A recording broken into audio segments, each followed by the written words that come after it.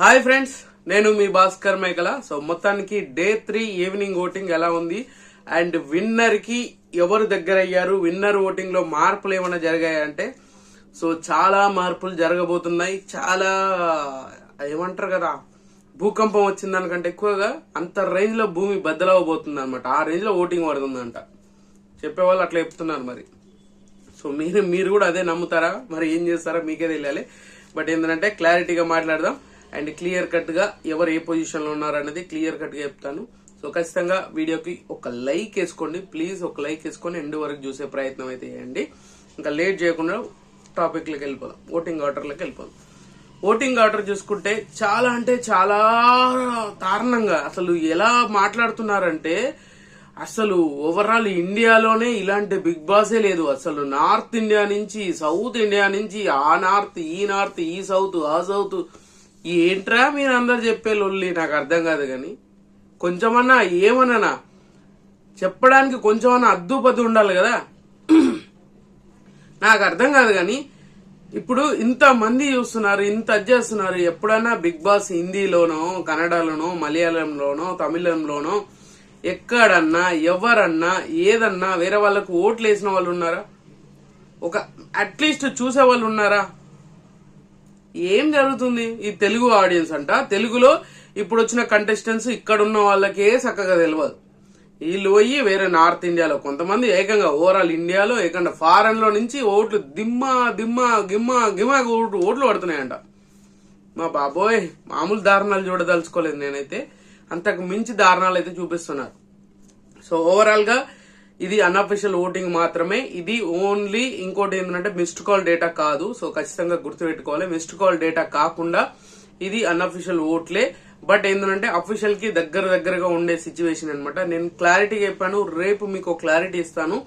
Official voting లో ఎవరు ఏ position లో ఉన్నారు అనేది కూడా కింద మీద పడైనా తెలుసుకొని మీకు చెప్తాను. అబ్బాయి ఇంకా ఫిక్స్ అయిపోయినా ప్రతి ఓడు నాకు నేను తోపు నేనది నేనేది నేను చెప్పుకోవడానికి డబ్బా కొట్టుకొని చేస్తున్నారు కదా.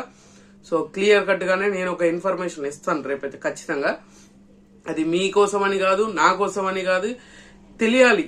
ఇంకా చెప్పడము ఇంకా అసలు ఎక్కడ లేని సోర్సులన్నీ ఎక్కడి నుంచి వస్తున్నాయో అర్థం కావట్లేదు. కానీ ఏకంగా ఇండియా మొత్తం అసలు ఏమంటారు, నేషనల్ పాలిటిక్స్ కంటే ఎక్కువ అతి దారుణంగా ఓట్లు పడుతున్నాయంట.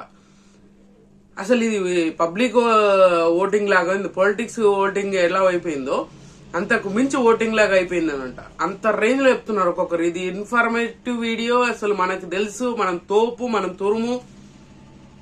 ఒక్కొక్కరికి మినిమం టీఆర్పీ ఏ విధంగా వస్తుందో కూడా తెలియదు, వాళ్ళందరూ చెప్పేస్తూ ఉన్నారు. ఏందో మరి మీకే తెలియాలి ఆ విషయం కూడా. సో క్లారిటీ చెప్తాను. తనుజ టాప్ పొజిషన్ లో ఉన్నది, ఎక్కువ సోది అవసరం లేదు. తనుజ నిజంగానే టాప్ పొజిషన్ లో ఉన్నది. కానీ డిఫరెన్సెస్ చాలా తక్కువ ఉంది అంటే బయట ప్రమోషన్స్ అలా ఉన్నాయి. మరి రివ్యూవర్సే ఆల్మోస్ట్ తనుజకి పెద్ద బొక్క పెడుతున్నారు. ఎందుకనంటే ఆమె ఓట్ బ్యాంక్ ని మొత్తం అంతా కొల్లగొట్టడానికి బీభత్సంగా నెగిటివ్ చేస్తున్నారు. మరీ అంత దారుణంగా, ఇంత దారుణంగా మనిషి మీద పడిపోతారా? అంత దారుణంగా మరీ అంత నెగిటివిటీ ఉందా తనుజకి? సో ఏం జరగబోతుందో ఏందో నాకు తెలియదు. కానీ మొత్తానికైతే గజిబిజి గందరగోళం జరగబోతుంది. ఇది క్లియర్ గుర్తుపెట్టుకోండి. సో యాజ్ ఆఫ్ నౌ నాకున్న ఇన్ఫో ప్రకారంగా అవ్వండి. మీరు ఎలా అని అనుకోండి, ఏమని అనుకోండి, ఐ డోంట్ కేర్. నాకు అనిపించింది చెప్తాను, నాకు తెలిసింది మీకు ఇన్ఫర్మేటివ్ ఇవ్వాలనుకుంటున్నాను. అంతకుమించి ఇంకేం లేదు. తనుజ టాప్ పొజిషన్ లోనే ఉంది. 32% తోటి చాలా క్లారిటీ ఓటింగ్ అనేది పడుతుంది. అండ్ మిస్డ్ కాల్ డేటాలో కూడా చాలా ఎక్కువ ఓటింగ్ అయితే పడుతుంది అనంట. అలాగని చెప్పేసి కోట్ల కొద్ది ఓట్లు అయితే ఏం పడట్లేదు. ఇదంతా ఫేక్ న్యూస్. కోట్లు పడుతున్నాయి అని చెప్పేసి ఎవ్వడికేం పనిలేక లేదు. వేసే వాళ్ళు వేస్తున్నారు. అలాగని చెప్పేసి మరీ ఇండియా మొత్తం 100 కోట్ల ఓటింగే పడుతున్నట్టుగా చెప్తున్నారు. అంత సినిమా ఏం లేదు, మీరు అనుకున్నంత సినిమా ఏం లేదు. లాస్ట్ టైం కూడా టీఆర్పీలు వచ్చాయి, అది వచ్చాయి ఇది వచ్చాయి అని చెప్పేసి ఈ సీజన్ లోనే అనుకుంటా బీభత్సంగా ఓటింగ్ పడ్డదప్ప. మిస్డ్ కాల్ డేటా అసలు సుమనాన్న సేవ్ అవగానే మిస్డ్ కాల్ డేటాలో బీభత్సంగా పడ్డాయంట. అందుకనే సేవ్ అయిపోయాడు అని చెప్పేసి కూడా అంటున్నారు. ఇంకా ప్రతి ఓడికి ఇదే డబ్బా కొట్టుకుంటా అక్కడ వాళ్ళకి కావాల్సిన కన్వీనియంట్ వచ్చిందంటే దానికి ఒక స్టోరీ అల్లుకొని చెప్పినట్టుగానే ఉంది తప్పితే అంతకుమించి ఇంకేం లేదు. సో 32% తోటి టాప్ పొజిషన్ లో తనుజ ఉంది. 30% తోటి కళ్యాణ్ సెకండ్ పొజిషన్ లో ఉన్నాడు. సో నిజంగా ఇది నెంబర్ గేమ్ లాగా లేదు, ఇది టీఆర్పీ గేమ్ లాగా కూడా లేదు. ఎవరికి వాళ్ళు పర్సనల్ గా అటాక్ చేసుకోవడం, ఎవరి కాళ్ళు పర్సనల్ గా ఆ థింక్ చేయడం, ఎవరి కాళ్ళు పర్సనల్ గా ఎవరికి సపోర్ట్ చేయాలనుకున్నా నిజంగా రివ్యూర్స్ లెక్క లేదు, ఇది ఓన్లీ పిఆర్ లెక్క ఉంది అనమాట. ప్రతి ఓడు కామెంట్ చేయడం కూడా నేను తప్పుగా అంటలే, ప్రతి ఫ్యాన్, నువ్వు ఇప్పుడు కళ్యాణ్కి ఫ్యాన్ అయి ఉంటే దాని కింద తనుజ పిఆర్ అంటావు, నువ్వు తనుజకు ఫ్యాన్ అయి ఉంటే ఇక్కడ నువ్వు కళ్యాణ్ పిఆర్ అని చెప్తావు. ఇదే తప్పితే ఇంకా అంతకుమించి ఇంకేమన్నా ఉందా? ఏముండదు. ఆ సిచ్యువేషన్ అలాగే క్రియేట్ చేస్తున్నాడు.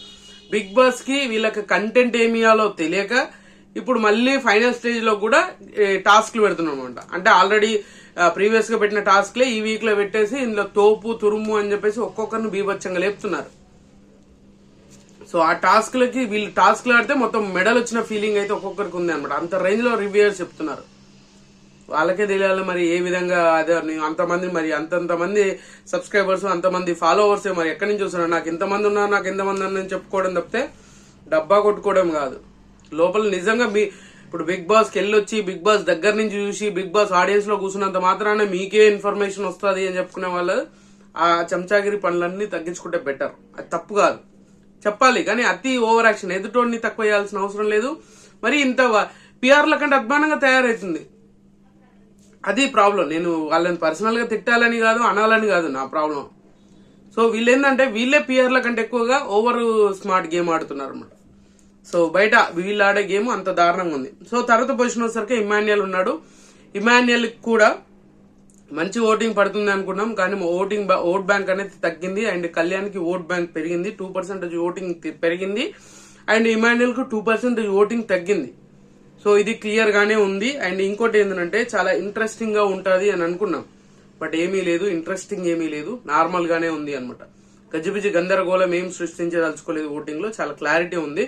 బట్ మీరు అనుకున్నట్టుగానే పొజిషన్స్ ఉండవు, గుర్తుపెట్టుకోండి. మీరు ఏదైతే గెస్ చేస్తున్నారో, మీరు ఏదైతే అనుకుంటున్నారో అది విన్నింగ్ లో కూడా ఉండదు, గుర్తుపెట్టుకోవాల్సిన విషయం అది. సో 14% తోటి ఇమాన్యుయల్ థర్డ్ పొజిషన్ లో ఉంటే, ఫోర్త్ పొజిషన్ వచ్చేసరికి డెమోన్ పవన్ ఉన్నాడు. డెమోన్ పవన్ కూడా మంచి ఓట్ బ్యాంక్ అనేది పడుతుంది. బట్ అలాగని చెప్పేసి ఒక రేంజ్ ఓటింగ్ పడుతుందని కాదు. మార్నింగ్ కి ఇప్పటికి మళ్ళీ ఒక 1% తగ్గుతూ ఉంది, 1% కి ఇంకా బిలో, అంటే 2 to 1%, 1 to 2% తగ్గుతూ వస్తుంది. అది సంజన గారికి ప్లస్ అవుతుంది. సో చాలా ఇంట్రెస్టింగ్ గా మారబోతుంది ఈ పొజిషన్స్ మాత్రమే. పైన పొజిషన్స్ కి పెద్ద డిఫరెన్సెస్ అవసరం లేదు, పెద్ద సిచ్యువేషన్ కూడా కాదు. ఏకంగా డెమోన్ పవన్ సెకండ్ పొజిషన్ లో ఉన్నారు అని కూడా చెప్తున్నారు కదా. మీరు ఖచ్చితంగా గుర్తుపెట్టుకోండి, ఈసారి విన్నర్ ని చూశాక ఎంత మంది హేట్ రైట్ చేస్తారంటే అంత మంది హేట్ రైట్ చేస్తారు. గుర్తుపెట్టుకొని చూడండి, మీరు గుర్తుపెట్టుకోండి, ఇది రాసి పెట్టుకోండి. సో డెమోన్ కి 13% ఉంది.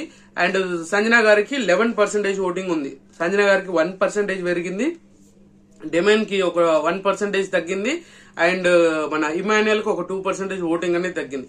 కాన్స్టెంట్ గా తనుజకు మాత్రం ఓటింగ్ అనేది చాలా క్లారిటీగా పడుతుంది. ఆ తర్వాత పొజిషన్ వచ్చేసరికి మాత్రం కళ్యాణే ఉన్నాడు. ఇది క్లియర్ గా రాసి పెట్టుకోండి.